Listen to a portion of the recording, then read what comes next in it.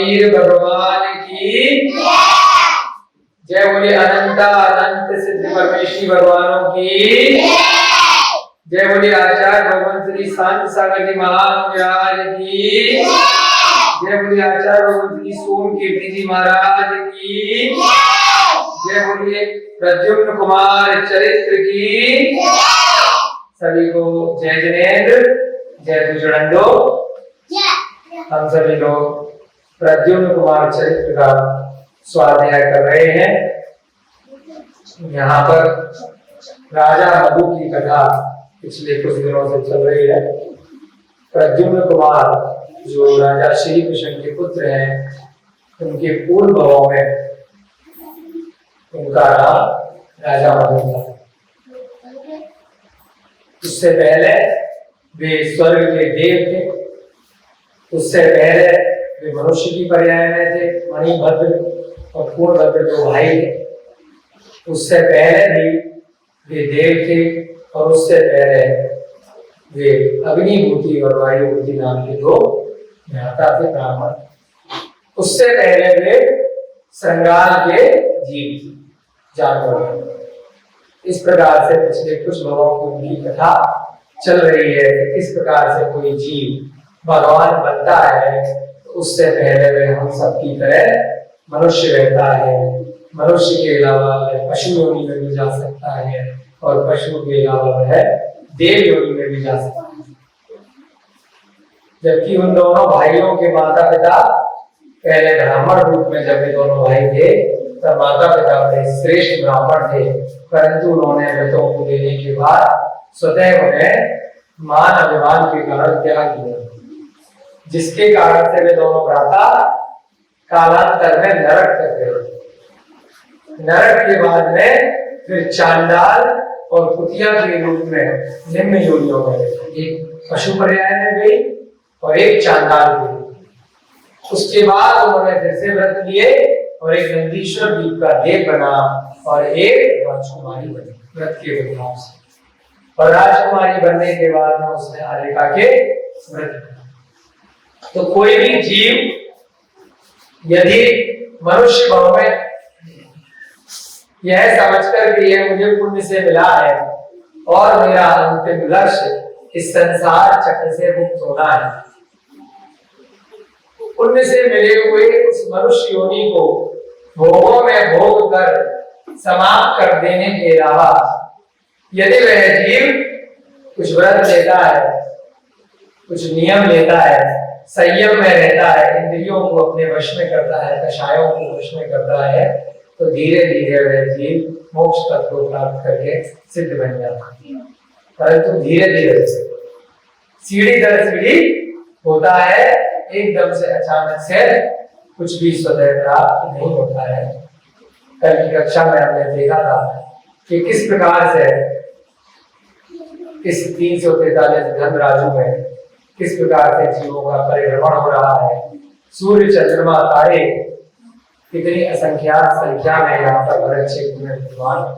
थोड़ी सी संख्या बताई थी ना आप लोगों के लिए कि 2 सूर्य हैं, 2 चंद्रमा है इस भरत क्षेत्र में, इस जम्मू द्वीप में, जिसमें भरत क्षेत्र की संख्या हमने निकाली थी 700 पंचकूड़ा पूरी तारीख, और उसमें आर्यखंड बहुत छोटा सा हिस्सा है, ध्रुव तारा भी है यहाँ। तो वहां हमने देखा कि किस प्रकार से अनादि काल से इस सुदर्शन मेरु पर्वत के तारे ग्रह नक्षत्र सूर्य चंद्रमा इत्यादि निरंतर परिक्रमा कर रहे हैं।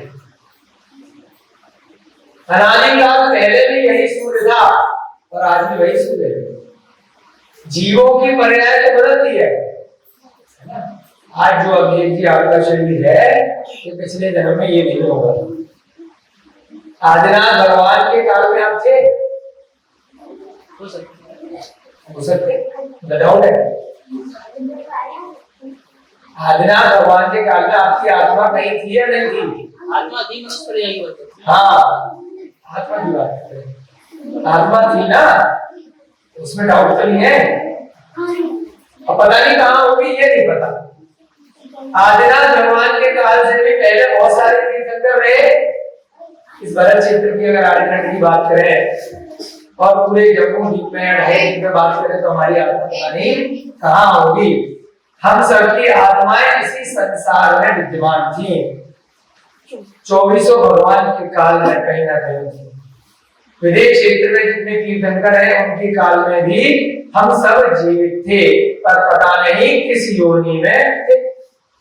एक इंद्रिय पर्याय में भी हो सकते हैं, 2, 3, 4, 5 कहीं भी हो सकते हैं, देव पर्याय में भी हो सकते हैं और नरक में भी हो सकते हैं, मनुष्य भी हो सकते हैं पहले दोबारा से।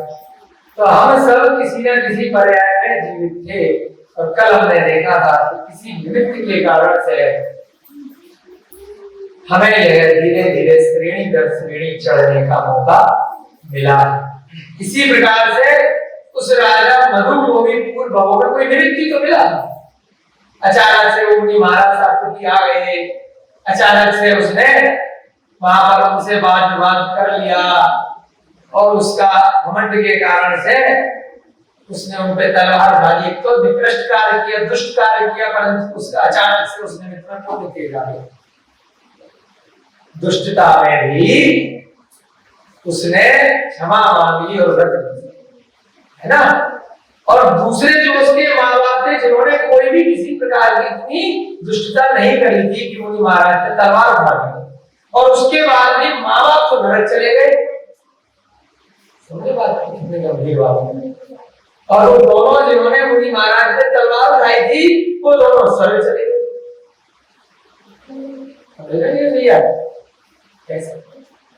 निमित्त मिला और निमित्त का उन्होंने भरपूर फायदा उठाया। जैसे ही मौका मिला उन्हें आत्म संबोधन हुआ कि भाई हमने बहुत बड़ा गलत कार्य किया, अब इससे बचने के लिए हम व्रत ले लेते हैं। उसके बाद उसके प्रभाव से कहाँ पहुंच गए, वो तो स्वर्ग पहुंच गए। तो भविष्य की पर्याय में कहाँ जाने वाले हैं, मोक्ष जा रहे हैं। देखिए ये बताने का प्रयास किया है कि कहाँ तो कितना दुष्ट व्यक्ति और कहाँ कुछ ही 4-5 9 बार कहाँ मोक्ष जा, इसलिए कथा चल रही। और कहाँ किसी ने बहुत बुरी तरह दुष्टता नहीं भी करी थी तब भी वह कहाँ चला गया, वह नरक चला गया, चांडाल बन गया, कुतिया बन गया। क्या तो ऐसा मत समझिएगा कि हमने पिछली पर्यायों में या वर्तमान में अगर कोई पाप कर दिए हैं तो उन पापों का प्रायश्चित नहीं। अगर सुनियोजित तरीके से, सही तरीके से, सही समय पर अगर आपने उन पापों का प्रायश्चित ले लिया, प्रायश्चित का मतलब ये नहीं है कि दीवार में सर फोड़ना, हाथ काट लेना, छत पे से कूद जाना, आत्महत्या कर लेना, स्वयं को कोड़े मारना, तलवार की धार से स्वयं को घायल करने में यह है जिन धर्म के अनुसार, अनंत भगवान की वाणी के अनुसार प्रायश्चित नहीं है। आत्मघात प्रायश्चित नहीं है। प्रायश्चित क्या है, क्षमा, क्षमा मांग लेना, क्षमा कर देना, स्वयं की आत्मा का ज्ञान करना, सम्यक दर्शन, सम्यक ज्ञान, सम्यक चारित्र प्रायश्चित है, ना कि आत्महत्या प्रायश्चित। दोनों में बहुत फर्क है।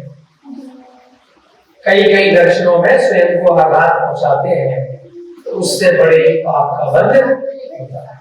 मोहनीय कर्म का बंध हो जाए उससे बहुत ज्यादा।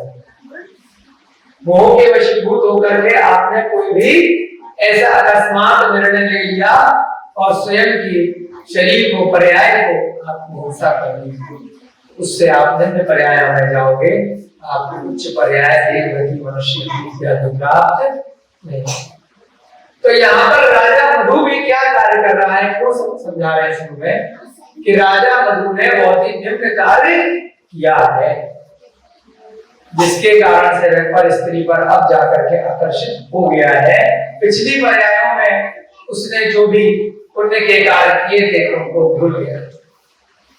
आज की कक्षा में हम देखेंगे किस प्रकार से उस रानी चंद्रप्रभा स्वयं को बचा पाती है या नहीं बचा पाती उस राजा मधु के जाल से, चक्र से।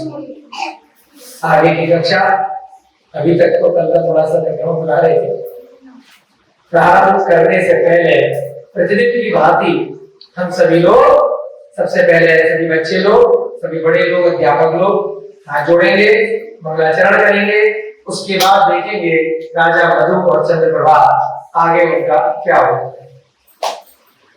मंगलम भगवान वीरो मंगलम गौतमो गढ़ी मंगलम कुंद कुंदात्यो जय धर्मो मंगलम सर्वमंगल मंगलम सर्वकल्याणकारितम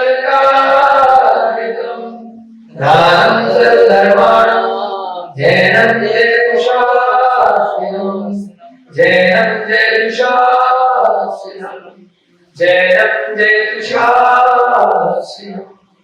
सर्वेषु तारः साधारणतया शर्वन्तु। अब चतुर मंत्री ने प्लानिंग करी है, एक माह का बहुत अच्छा उत्सव मनाया है।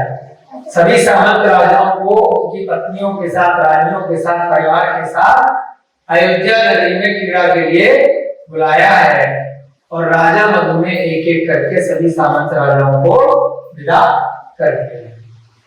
परंतु अंत में उस राजा हेमव्रत को थोड़ा सा प्रलोभन दिया है कि तू मेरा सबसे विश्वासपात्र राजा है, तू स्वयं को अयोध्या नगरी का राजा ही समझ में और तुम्हें कोई फर्क नहीं होगा। ऐसा करके प्रलोभन दे दिया जिससे वो सातवें आसमान पर उड़ने लगा और उस अंधभक्ति में उसके माया जाल में फंस गए। इसके राजा मधु के, उसके मंत्रियों, मंत्री की यहाँ पर ज्यादा गलती नहीं है क्योंकि वह तो बेचारे अपने राजा को जीवित देखना चाह रहा है और मंत्री को भी पता है कि यह कृत्य जो राजा कर रहा है छल कपट से, किसी भी प्रकार से, जब ये नगर में फैलेगा चतुर्दिक उसकी बदनामी ही होगी, अपकीर्ति ही होगी। प्रजा भले सामने डर से कुछ नहीं कह पाए परंतु अंदर ही अंदर वह इसको अपशब्द भी, जब उसे पता चलेगा कि ऐसी घटना हुई। वर्तमान में भी बहुत सारे राजनेता होते हैं, राष्ट्रपति, प्रधानमंत्री, मुख्यमंत्री बहुत सारे होते हैं।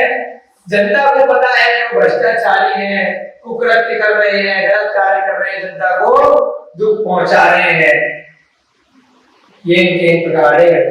फिर भी क्या जनता कुछ कर पाती है?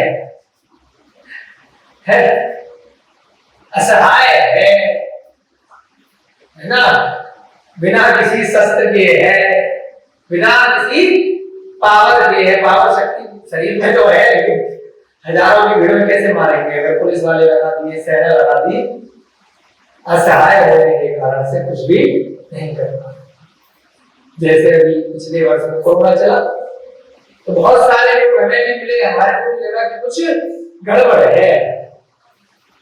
देश की सरकार, विदेशों की सरकारें मिलकर के कुछ पूंजीपतियों के नियंत्रण में आकर कुछ भ्रष्ट कार्य, भ्रष्टाचार कर रही है। लेकिन क्या हम निहत्थे, निसहाय को क्या कुछ कर पाए? क्यों? पावर थोड़ी हमारे पास राजनीति, हमारे पास तो धर्म की पावर है। भैया 4 लोगों को ग्रंथ ला सकते हैं और क्या कर सकते हैं? युद्ध तो नहीं लड़ सकते कि जाएं और सेना लेकर के मारना शुरू कर दें। वे स्वयं बच सकते हैं, बस इतनी पावर है कि जैसे अगर किसी ने आपके ऊपर आक्रमण किया, आप जो है अपना कवच लेकर के उससे बच लोगे। तो ऐसे ही अगर किसी ने ऐसा प्रयोजन किया तो भैया आपको माननी पड़ेगी हमारी बात कि आप बीमार हो, आपको नहीं है नहीं, आप बीमार हो तो जबरदस्ती लाए वैक्सीन लगा दी, छोड़ दिया, उससे बीमार पड़ गए, बहुत सारे लोग मर गए, अच्छे खासे थे। वैक्सीन लगाई, वो मांसाहारी वैक्सीन, उसमें कितने निरपराध प्राणियों का मांस था, उनका क्रंदन था, उनको मार के बनाई लगा दी गई, लोग भी मर गए। आपके साथ भी हुआ, सामने बताइए वैक्सीन लगा, बीमार नहीं लगवाते नहीं, ऐसी वैक्सीन नहीं लगी थी, ऐसे दवा चला था उस टाइम हार्ट हुआ मुझे, एक डॉक्टर ने इंजेक्शन लगा दिया, उससे मेरी सांस छूट गई सारी, मतलब सांस रह गई थी बस।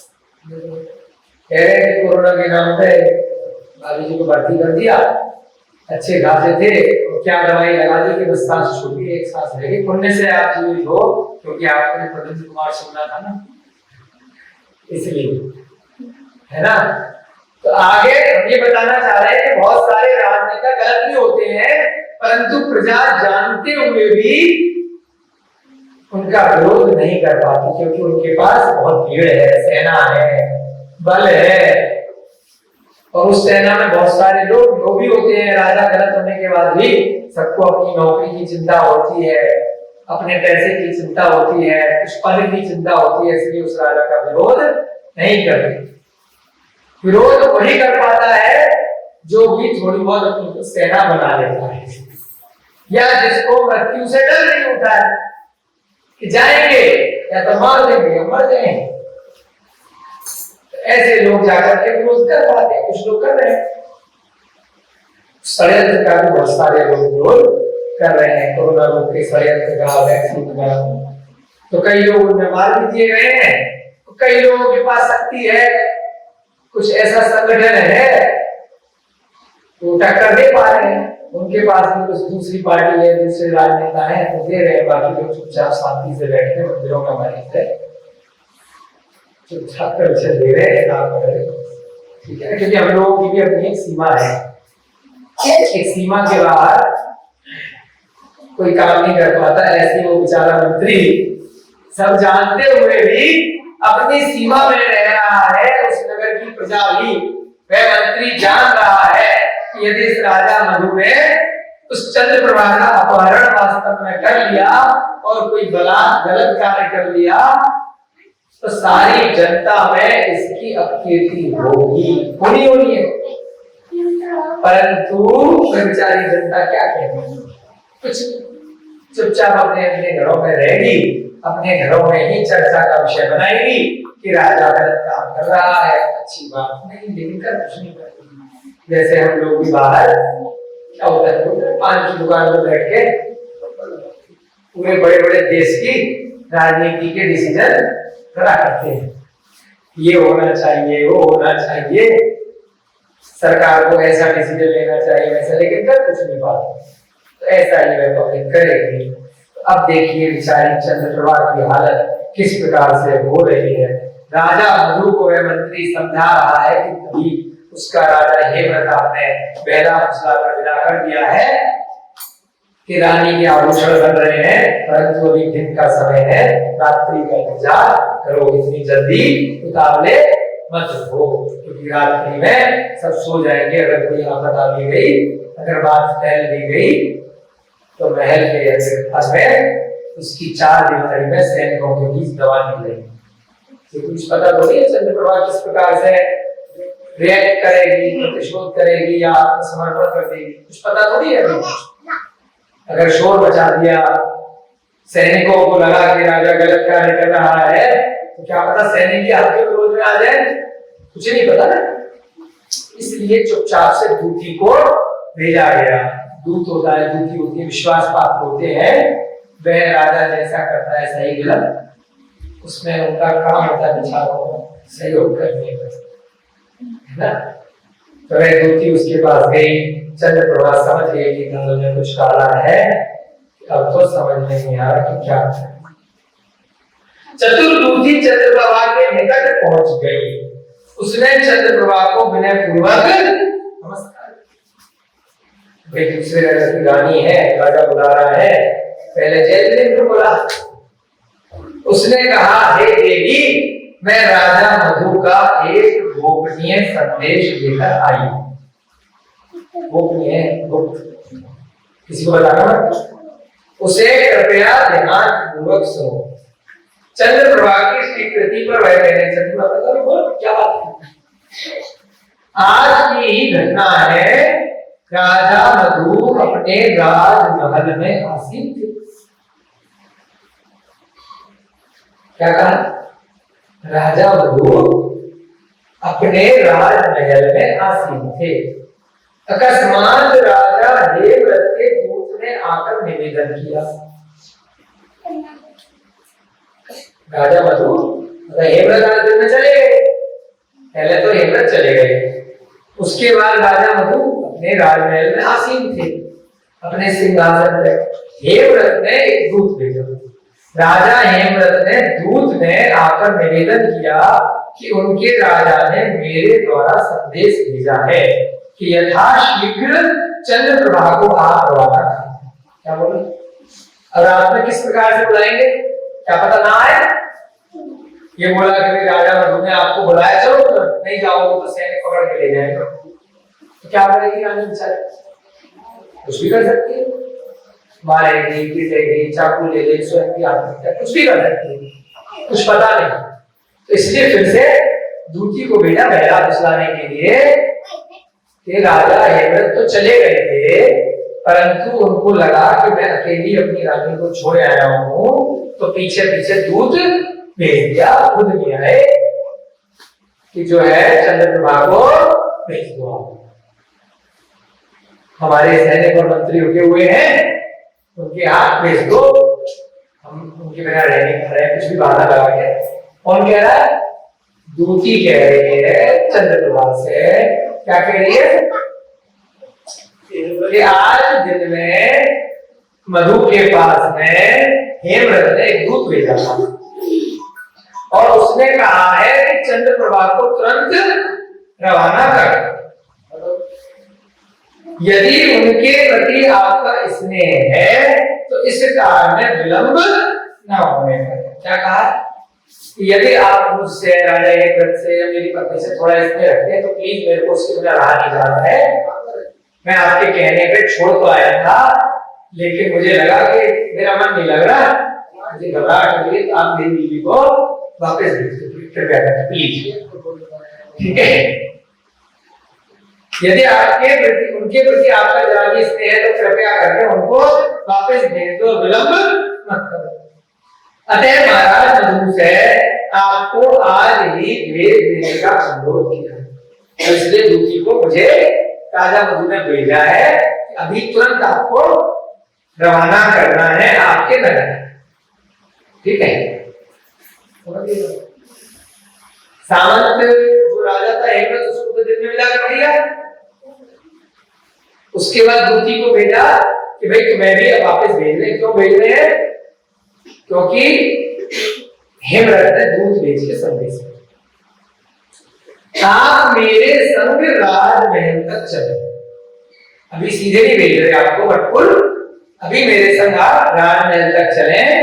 आपके आभूषण जो बनाने के लिए दिए गए हैं वे अभी तक तैयार नहीं हो पाए, होने से तो सोई हो जाते ना, आज ही तो भेजा हेमव्रत को, वो तैयार नहीं हो पाए हैं। इसलिए राजा का विचार है कि अपनी रानियों के आभूषण भेंट में देकर कल आपको सुबह विदा कर देंगे। कि राजा मधु की रानियों के पास जो बहुमूल्य आभूषण है उन्हीं में से कुछ आपको दे देंगे, क्योंकि अभी बन नहीं पाए हैं, क्योंकि भाई हेमव्रत की बात भी रखनी है। हेमव्रत ने तुरंत कहा है कि भाई अब रहा नहीं जा रहा, घबराहट हो रही है। क्या बहाना लगाया कि अभी आप थोड़ी देर के लिए राजमहल में चले, जिससे प्रातःकाल सुबह ही सुबह आपको निकाल देंगे, है ना? तो अभी फटाफट से पसंद कर लो रानियों के जो भी आभूषण है उनमें से कोई। ठीक है? ऐसे होता है ना, सास बहू को अपने आभूषण दे देती, फिर भी बहू ये नहीं कहती है कि पुराने क्यों दे दिए, है? कहती है क्यों? मिल जाते हैं, सास के आभूषण मिल जाते हैं शादियों में, माँ अपने दे देती है कि ये मैंने अपनी शादी में पहने थे, अपनी बेटी को दे देती है, तब तक संभाल के रखें। तो कभी भी आभूषण के बारे में कोई स्त्री कभी भी ये नहीं देखती पुरानी क्यों देखती है। ये भी एक स्त्री का स्वभाव है, तो स्वभाव समझाया था ना। तो इसलिए रानी ने ये नहीं कहा, चंद्रप्रभा ने, ऐसे तो उसे पता है कुछ गड़बड़ है कि भाई पुराने क्यों देने के लिए बुला रहे। दासी के वचनों को सुनकर चंद्रप्रभा असमंजस में पड़ गई, क्योंकि उसे तो सब आभास हो गया था कि कुछ न कुछ प्लानिंग चल रही है, ये तो मेरे मूर्ख पति को मूर्ख बनाया जा रहा है और कुछ नहीं। ऐसा कभी होता है क्या? दिन में आभूषण थे नहीं, अरे वो कुछ ही किलोमीटर दूर गया होगा, उसको दूध भेजेगा, खुद ही आ जाएगा वापिस, यार है ना। उसने विचार किया कि मैं क्या करूं। अब सोच रही क्या करूं। यदि मैं राजा मधु के निकट जाती हूं, उसे सब मालूम है कि उसके मन में क्या है, तो वह बलात् अपनी काम वासना की पूर्ति कर ले। अगर जाती हूं तो मुझे बंधक बनाकर जोर जबरदस्ती करेगा एवं मुझे बाध्य होकर उसका पत्नीत्व स्वीकार करना पड़ेगा। होता है ना, फिल्मों में दिखाते हैं, दिल्ली में उठा के ले जाता है, फिर मंडप लगा के जबरदस्ती शादी करता है। देखा होगा ना पुरानी फिल्में, अभी देखेंगे 10-20 साल पहले, तो बहुत सालों से देखना छोड़ दिया। तो वो जो शक्ति कपूर मैडम आप बताओ कौन दिले होते हैं, उठा के ले जाते नहीं, प्रेम चोपड़ा है ना। क्या करते हैं, वो पहले शादी करते हैं, तो क्या कह रही है, उसे मालूम है कि पहले वो मुझे अपनी पत्नी बनाएगा। तो यदि मैं राजा मधु के पास चली जाती हूँ तो वो दिखाएगा कि मैं इतना बड़ा राजा हूँ। ऐसे रावण ने नहीं किया था जब सीता को लेके गया था, तो ऐसे ही नहीं किया था। तो उसने क्या किया कि भाई पहले इसकी इच्छा होगी तभी करेंगे, तभी विवाह करेंगे, तभी हम अपनी रानी बनाएंगे। तो उसे आशंका है कि वह बलपूर्वक मुझे अपनी पत्नी बना ले, मुझे अपनी रानी बना लेगा यदि उसकी मैं आज्ञा का पालन नहीं करती। अब मैं जाने से यदि मना कर देती उस दूती को, तो वह क्रोधित हो जाएगा, क्योंकि इस समय वो उसने इतना आडंबर रचा है 1 माह से। तो पता है कि अभी अवतार आया है, सबको वापस भेज दिया है, उसको पहले से जानकारी थी। इसीलिए वो पत्र जब आया था तभी से उसने कहा था कि मेरा नाम लिखा है, जब तुमने मेरी आरती करवाई थी उससे, तभी से उस चंद्रप्रभा को आशंका उसी घड़ी हो गई थी कि इसके मन में कुछ गलत चल रहा है मुझे देखते हुए। तो तब से आभास चल रहा है कितने दिनों से, कितने माह से। अब उसका समय आ गया है, तो यदि मैं गई तो मैं फंस जाऊंगी उसके चंगुल में, और नहीं गई तो वो क्रोधित होकर फिर कुछ भी कर सकता है, फिर तो वो पागल हो जाएगा, फिर तो उठा के ले जाएगा, सेना लगा देगा। अब मैं क्या करूं? अगर मैं क्रोधित हो गया तो अनिष्ट करेगा। अतः अब उसने बहुत देर सोचा विचारा, फिर सोचा कि यहाँ तो मेरे पति ने ही जबरदस्ती जानबूझ करके मुझे मौत के मुंह में ढकेला है, मेरे द्वारा इतना मना करने पर भी। तो फिर मैं यहाँ पर स्वयं के लिए मृत्यु क्यों अंगीकार करूं? क्योंकि यदि उसकी इच्छा की पूर्ति नहीं हुई, मैं नहीं गई तो मार देगा, या मुझे स्वयं को मरना पड़ेगा। क्या कोई ऑप्शन? या तो वह मेरे ऊपर बल का प्रयोग करेगा, जबरदस्ती करेगा, हिंसा करेगा, या फिर मुझे स्वयं को मारना। कुछ भी ऐसा विकल्प उसके मन में उस समय आया होगा, इसलिए यहाँ शास्त्र में लिखा है अतः उस चंद्रप्रभा ने वहां जाना ही उचित समझा। फाइनली उसके मन में जो असमंजस चला, ऐसे पति के लिए, ऐसे मूर्ख के लिए जो जबरदस्ती मुझे ऐसे खाई में फेंक के गया है, ऐसे कुएं में ढकेल कर ले गया है, जब मुझे दिख रहा है इस कुएं में कांटे हैं, सरीसृप है, वहां जाकर के मुझे डसने के सिवा, मेरी मृत्यु के सिवा कुछ भी नहीं, और फिर भी मुझे धकेल करके गया ऐसा मेरा पति कोस रही है, तो फिर क्या डिसीजन लेती है?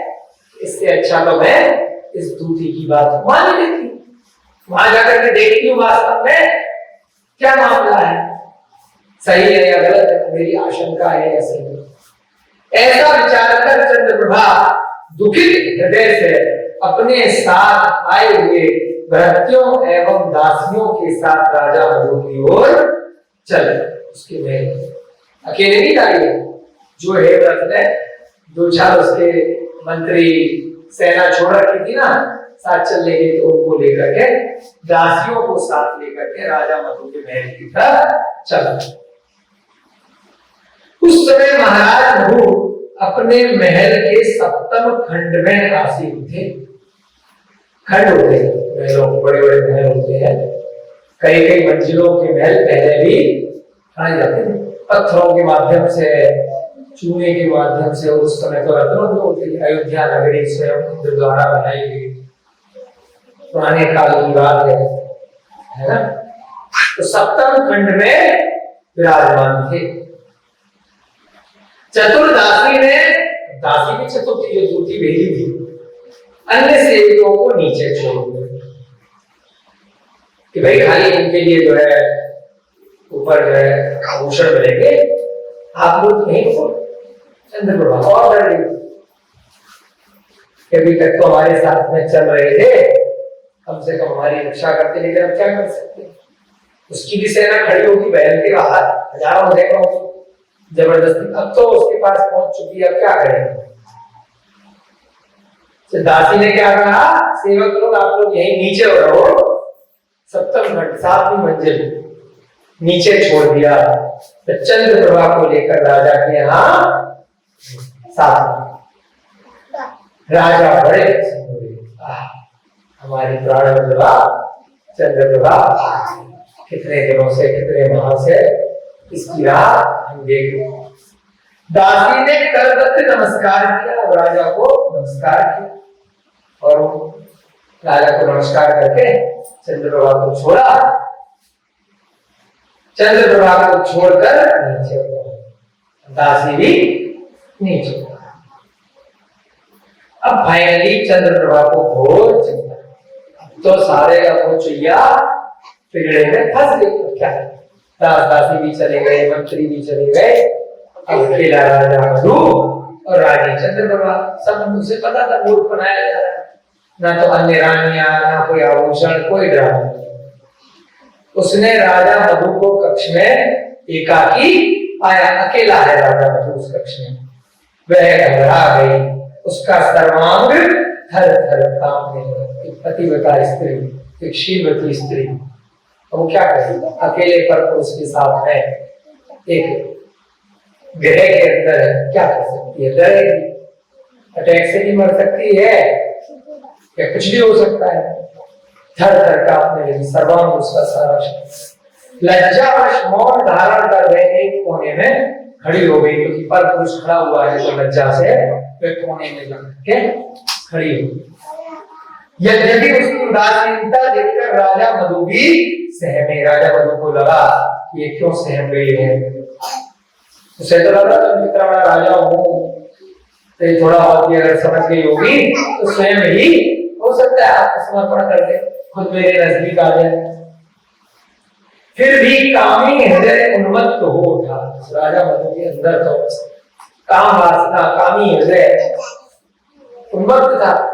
अपना सारे पिछले भावों का पुण्य भूल चुका था। कितनी मुश्किलों से उसने वह स्वर्ग के सुख प्राप्त किए थे, सम्यक दर्शन, सम्यक ज्ञान, सम्यक चारित्र।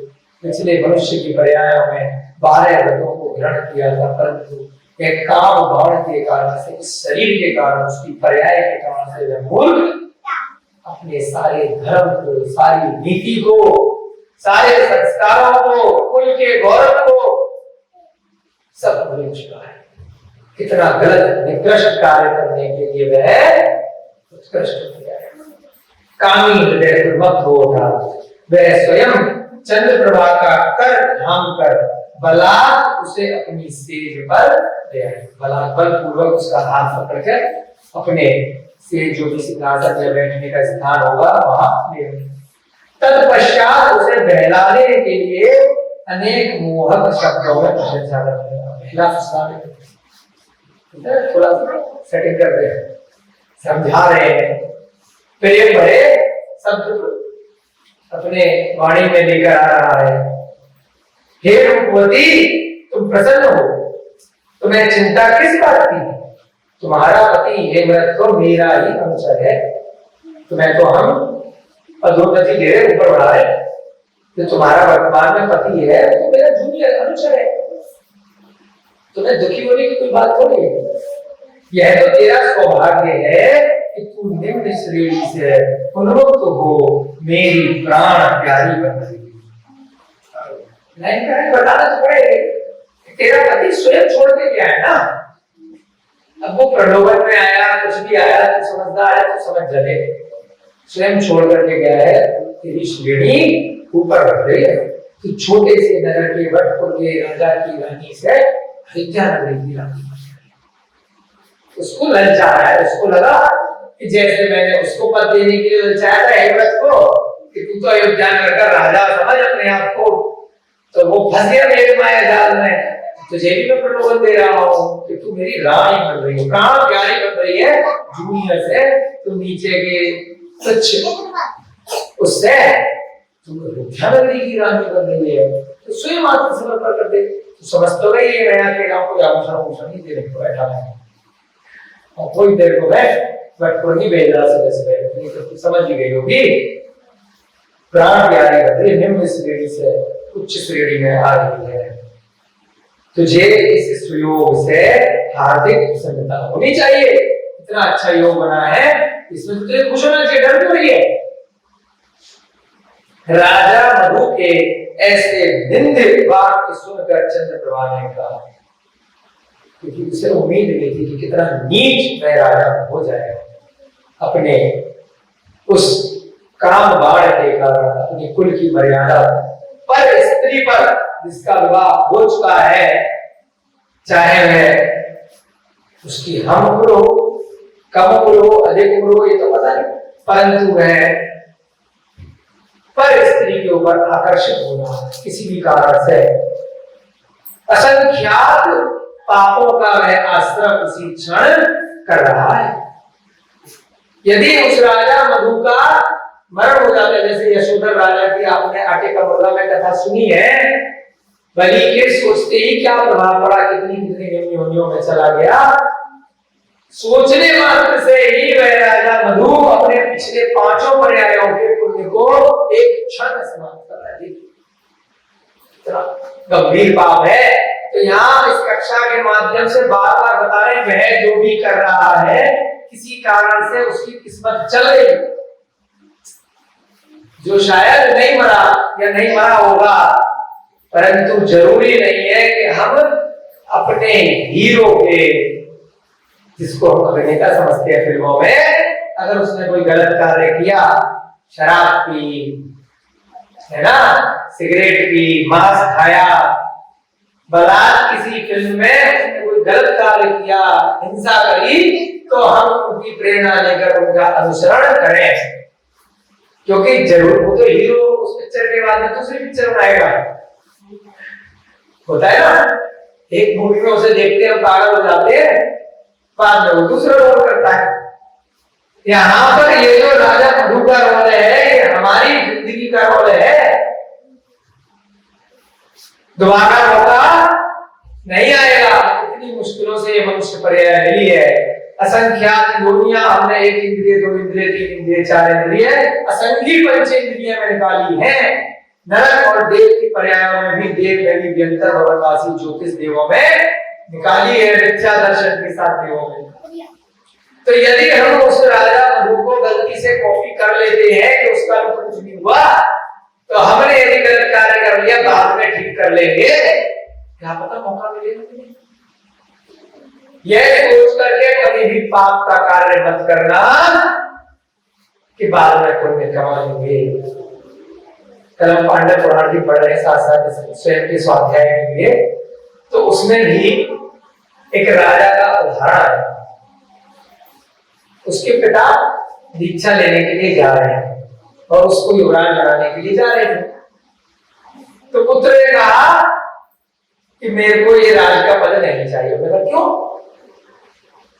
उस पुत्र ने इतना सुंदर वाक्य बोला कि आपने पिताजी इतने साल इस राजा के कार्य किए, आज आप छोड़ रहे हो ना उस समय में, उनको मैं छोड़ पाया नहीं छोड़ पाया।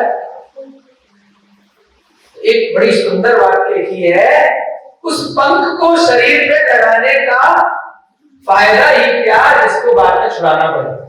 पंख माने कीचड़। ये जो राजमहल है पूज्य पिताश्री, ये कीचड़ के समान आप छोड़ करके वैराग्य पद को धारण कर रहे हो, क्योंकि आप इसको कीचड़ मान रहे हो ना। तो मैंने तो कोई कीचड़ लगाई नहीं है, तो मुझे क्यों लगा रहे हो? मैं भी आपके साथ चलूंगा। तो क्यों उदाहरण याद आया? क्योंकि आप लोग ये मत सोचिएगा कि थोड़ी बहुत देर का मैंने अगर पाप का कार्य कर लिया, बाद में उस पाप को साबुन से छुड़ा लूंगा। मर्द थेरेपी करते हो ना, हमारे डॉक्टर साहब बैठे हैं, एक्सोथेरेपी का ट्रीटमेंट करते हैं, मिट्टी से ट्रीटमेंट करते हैं। पहले मिट्टी लगाते हैं पेशेंट को, यदि वो मिट्टी छुड़ाई नहीं और पेशेंट ऐसे घर चला गया तो क्या होगा? तो दूसरा पेशेंट कहता है, हे डॉक्टर साहब, यदि ये मिट्टी लगाने के बाद आपने छुड़ा दिया तो लगा क्या फायदा क्या? मुझे लगानी ऐसी कीचड़। तो यहाँ से आप बड़ा उदाहरण दिया है, क्योंकि अभी अगले स्वाध्याय में, अगले पैराग्राफ में शायद यही बात आएगी, हम लोग प्रेरणा लेंगे उसका कुछ भी नहीं हुआ तो क्या बुरा है? यदि हमने थोड़े से पाप कर लिए, अगर हमने विवाह से पूर्व या विवाह के बाद यदि हमने अपनी काम वासना की तृप्ति के लिए पर स्त्री पर पुरुष का रमण कर लिया, क्या बुरा है? बाद में व्रत ले लेंगे, सुबह जाके अभिषेक कर लेंगे, है पापों की क्षमा मांग लेंगे भगवान के समक्ष जाकर के, या समय में समाधि बंद कर लेंगे। अगर आयु बची रहेगी, क्योंकि महाराज बन जाएंगे, कुछ और कार्य हम कर सकते, कदापि उचित नहीं है। यदि आप पहले से संबित दृष्टि हैं तो ऐसे पाप रूपी कीचड़ को कतई मत लगाओ, क्योंकि क्या पता आपके आयु के आश्रम के जो 8 अपकृष्ट काल आते हैं, आप लोगों ने तत्व सूत्र में पढ़े होंगे, 8 बार मौके दिए जाते हैं आयु के आश्रम के, 8 अपकृष्ट काल बोला है उनको।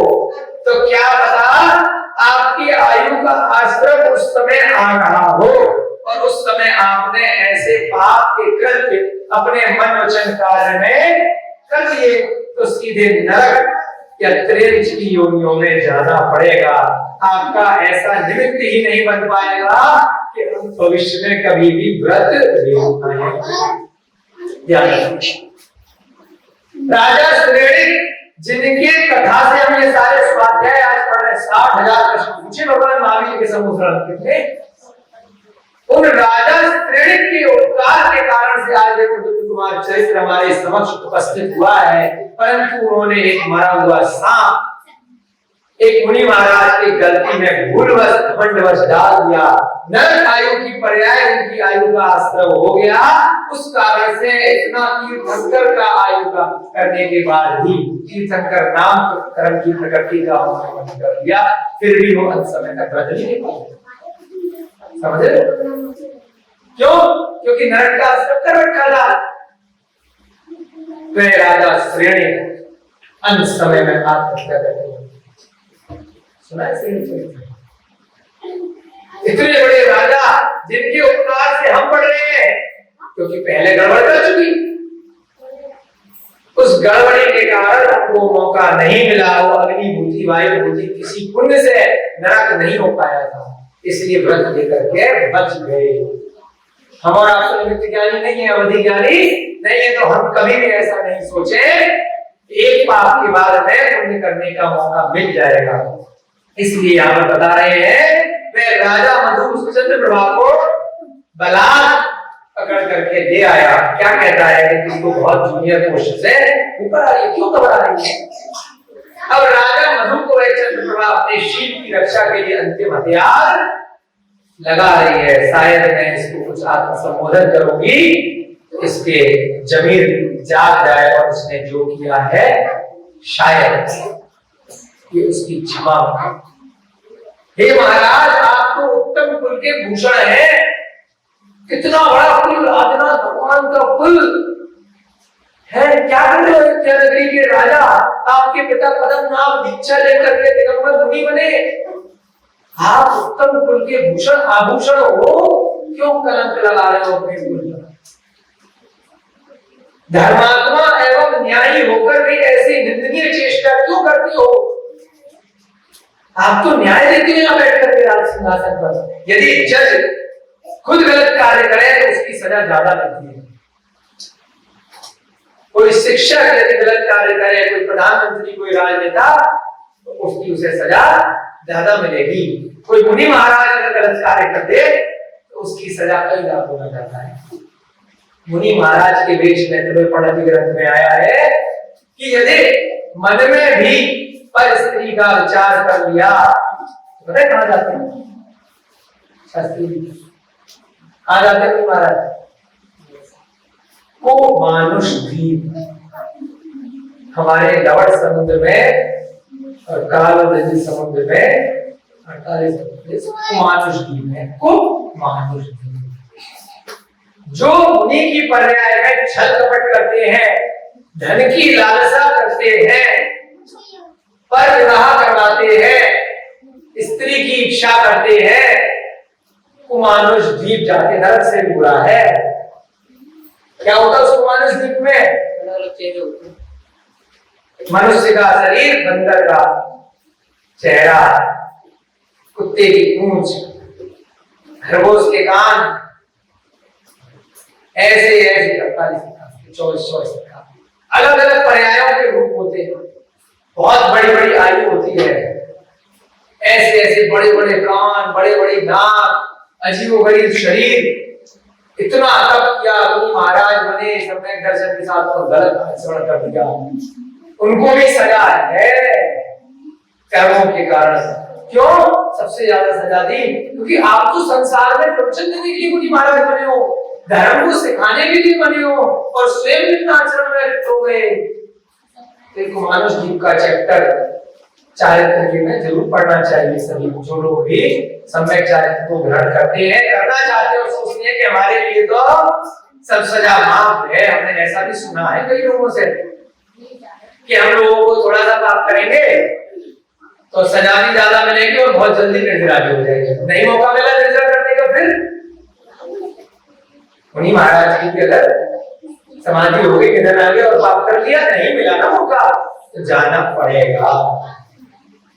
असंख्यात जीव उस कुमानुष द्वीप में रहते हैं, आज भी इसलिए रह रहे हैं।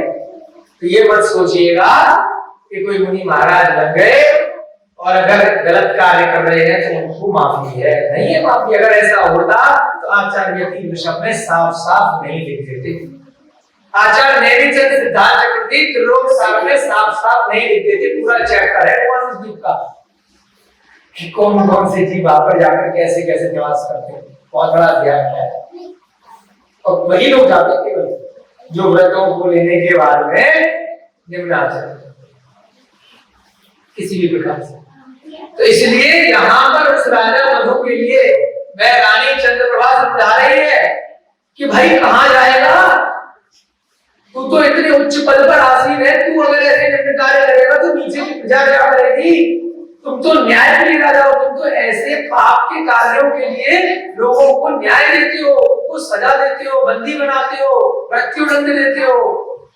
तुम स्वयं ये कार्य करोगे तो तुम्हें तो उससे कई लाख गुना ज्यादा सजा मिलेगी। सुनो समझो, समझा रही है। धर्मात्मा एवं न्यायी होकर भी ऐसे निंदनीय चेष्टा क्यों कर रहे हो? जब रक्षक ही भक्षक बनेगा। क्या कहा? रक्षा करने वाला ही अपनी प्रजा का भक्षण कर लेगा। अपने सामंत राजा, अपने जूनियर राजा की पत्नी को बलात् उठाकर के ले आएगा तो रक्षा कौन करेगा? जब स्वयं भगवान ही लोगों को मारने आ जाएगा तो फिर प्रजा का क्या होगा? संसार में पर स्त्री सेवन से गर्हित अन्य कोई भी पाप नहीं, इससे ज्यादा निंदनीय पाप इस संसार में आज तक कोई नहीं बना। हिंसा, झूठ, चोरी, कुशील, परिग्रह में सबसे बड़ा पाप बताया है। बुद्धिमान व्यक्ति ऐसी कुचेष्टा स्वप्न में भी नहीं, क्योंकि स्वप्न में भी आयु का अस्त्र हो सकता है, कर्मों का बंध। स्वप्न में भी हमारे कार्बन शरीर में हमारे कर्म आकर के लग रहे हैं हमारी आत्मा से। तो दिन भर अगर हमने गलत चेष्टाएं करेंगे, स्वप्न में भी अगर हमने गलत कार्य किए, सोचे ऐसे दुस्वप्न देखे, तो उससे भी हमें पाप का बंध होता है। इसीलिए बड़े बड़े विद्वान व्यक्ति लोग क्या करते हैं?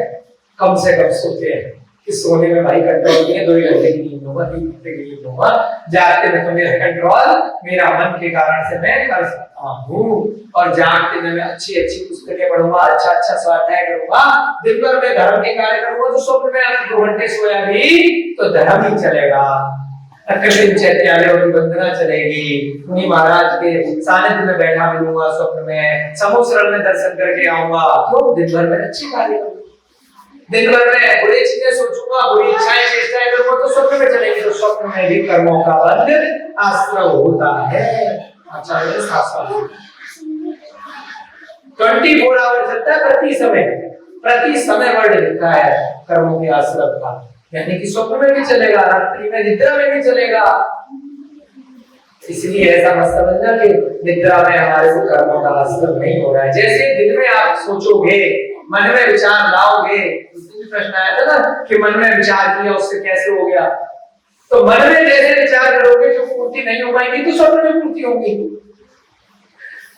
जो भी गलत कार्य करना चाहोगे दिन में तो पुलिस पकड़ के ले जाएगी, सजा मिलेगी, स्वप्न में कौन सी पुलिस है, स्वप्न में वो इच्छाएं पूर्ति हो जाएंगी। तो स्वप्न में आपके कर्मों का बंध बुराई अच्छा होगा। तो क्या कहा यहाँ पर कि जो अच्छे लोग हैं, बुद्धिमान लोग हैं, तो स्वप्न में भी ऐसी चेष्टा नहीं करते। और आपने तो राजा होकर जागते हुए कर लिया, आपकी कौन सी गति होगी हे प्रभु। स्वप्न में भी अंगीकार नहीं करते हुए दुराचार में प्रवृत्त होकर अपनी पति को छल नहीं करते। क्या कहा?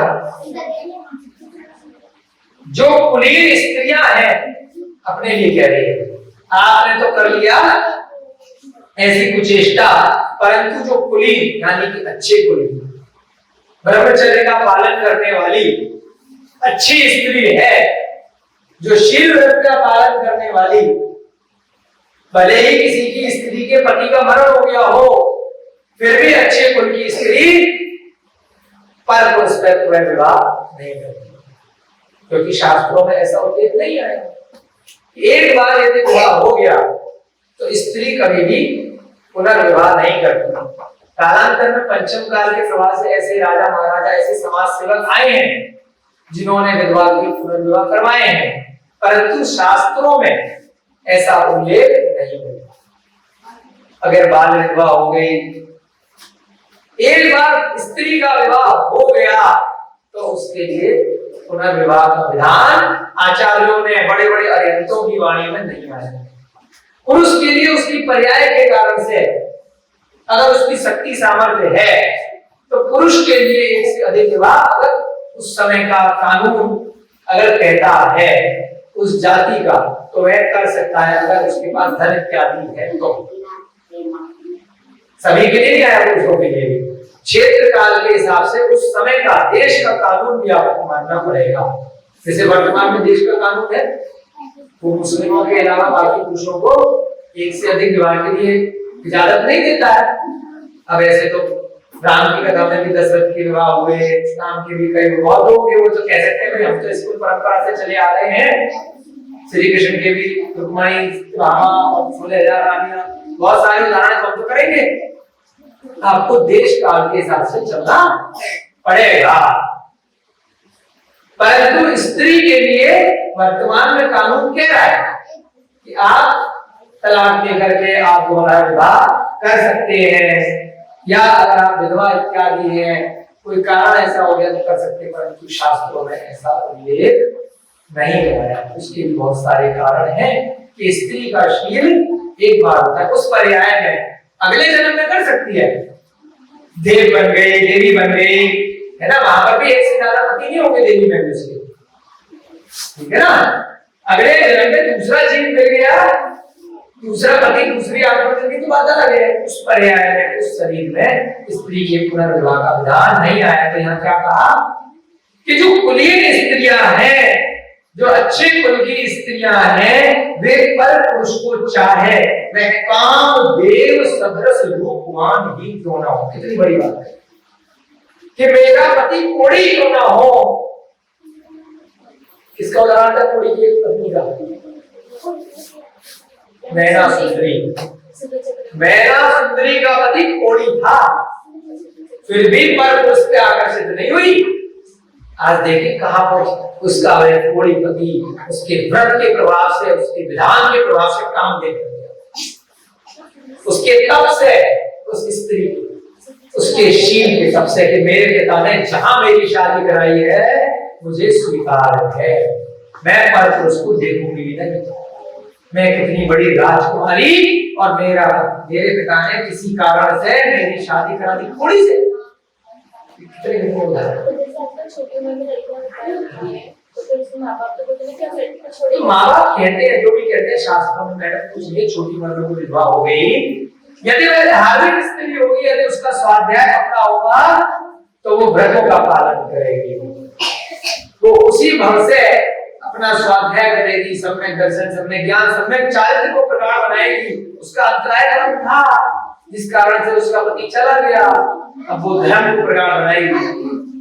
सीता ने भी तो हरिका माता की दीक्षा ली, राम ने जब उन्हें छोड़ दिया वो भी तो दूसरी विवाह कर सकती थी, है? बहुत सारे उदाहरण हैं, तो शास्त्रों में भी उदाहरण है। अगर आप वर्तमान के उदाहरण देंगे, उसकी अगर उसका पति चला गया तो उसकी कर्म का हो गया था, इस कारण से उसको वियोग हुआ, और उसको अगर पुण्य में बदलना है तो वह व्रतों का पालन करे, वो दीक्षा ले, वो स्वाध्याय करे, घर में लेके तब करे, और अपने अगले कर्म को अच्छा करे। अगले जन्म में, इस जन्म में उसको जो पति मिला था मिल गया किस्मत। एक बार विवाह हो गया तो कुलीन स्त्रियां पुनः विवाह किसी भी कारण से धार्मिक स्त्रियां स्वयं से नहीं करती।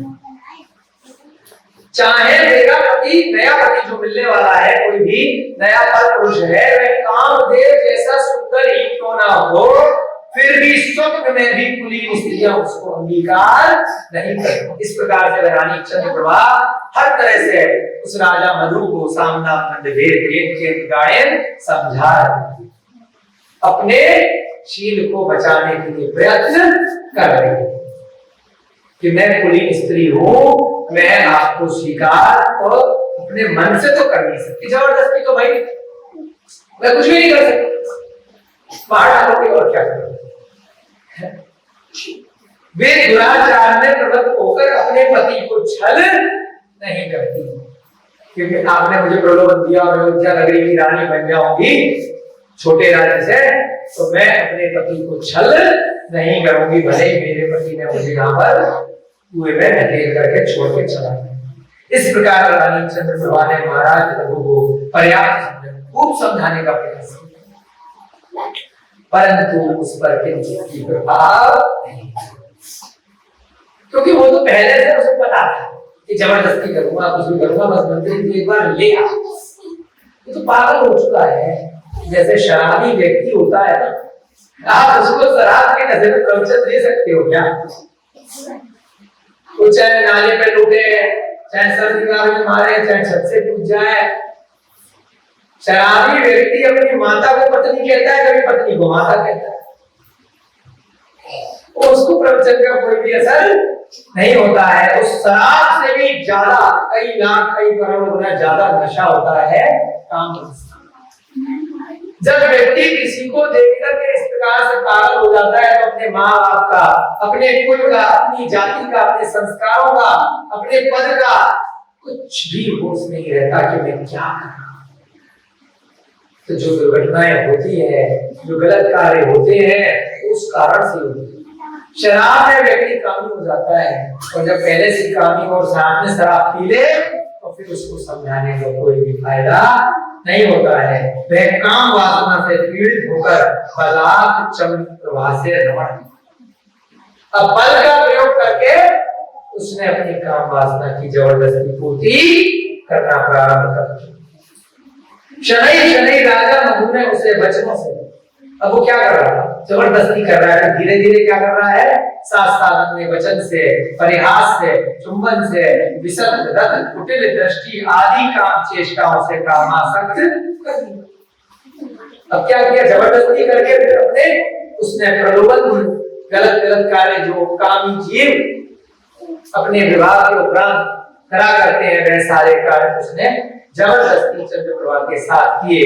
परंतु क्या हुआ? उस चंद्रप्रभा ने धीरे धीरे, जब उसके पास कुछ भी प्रयोजन नहीं रहा अपनी आत्मरक्षा का, तो उसने आत्मसमर्पण कर दिया।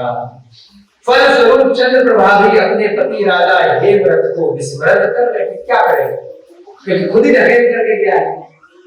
अब वह वहां पर बचने का प्रयत्न करेगी तो उसको चोट लगेगी, और हिंसक हो जाएगी, मृत्यु भी अंगीकार करनी पड़ सकती है, तो उसने आत्मसमर्पण कर दिया और वह भी अपनी शुद्ध बुद्ध खो गई।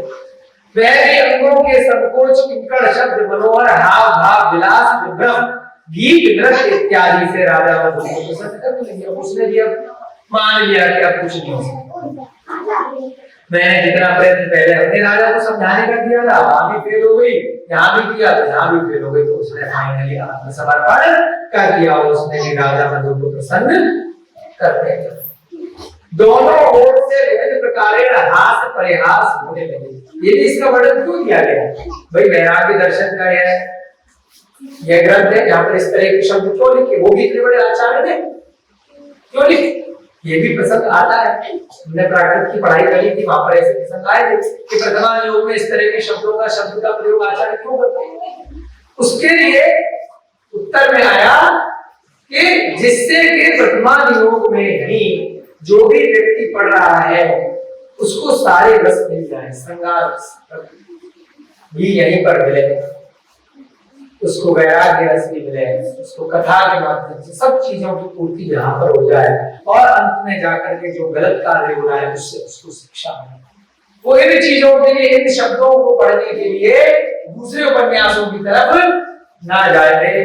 ये सारे शब्द तो उधर वाली कहानियों में मिलेंगे, वो चीज मुझे यहाँ नहीं मिल रही, और उन कहानियों में फिर सारे वही शब्द मिलेंगे।